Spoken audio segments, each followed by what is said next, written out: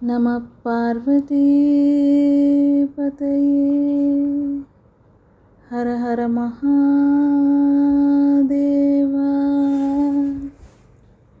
தெய்வத்தின் குரல் 3ஆம் பாகம் 60ஆம் பகுதி. சமூக தனிவாழ்க்கை நெறிகள் பரோபகாரம். நீத்தார் கடன். தெவசம், தர்ப்பணம் முதலான பித்ருக்காரியங்களும் பரோபகாரத்தை சேர்ந்தவைதான் என்று நிறைய சொல்லியாயிற்று.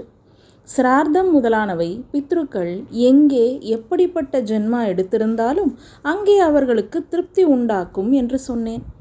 ஒருத்தர் செத்து போன உடனே பித்ருலோகம் போய்விடுவதில்லை, இன்னொரு ஜென்மா எடுத்து விடுவதில்லை. இறந்து போனவனின் ஜீவன் 1 வருஷம் பிரயாணம் பண்ணித்தான் பித்ருஸ்தானத்தை அடைகிறது. இதை நம் சாஸ்திரங்களில் சொல்லியிருக்கிற மாதிரியே கிரீக் மித்தாலஜி முதலான மதாந்திரங்களிலும் சொல்லியிருக்கிறது.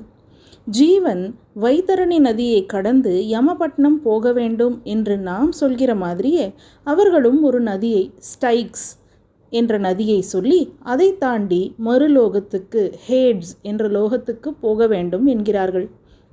நாம் சொல்கிற மாதிரியே யமபட்னத்தில் இருக்கிற காவல் நாய் போல அவர்களும் ஒன்றை செர்பரஸ் என்று சொல்கிறார்கள்.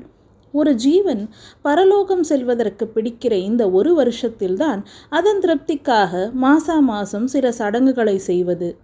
இம்மாதிரி பரலோக யாத்திரையில் வழிக்குணவு தருவதை கூட இதர மதங்களிலும் சொல்லியிருப்பதாக கேட்டிருக்கிறேன். வியாட்டிக்கம் என்று கிறிஸ்துவர்கள் சொல்வது இதுதான் போலிருக்கிறது.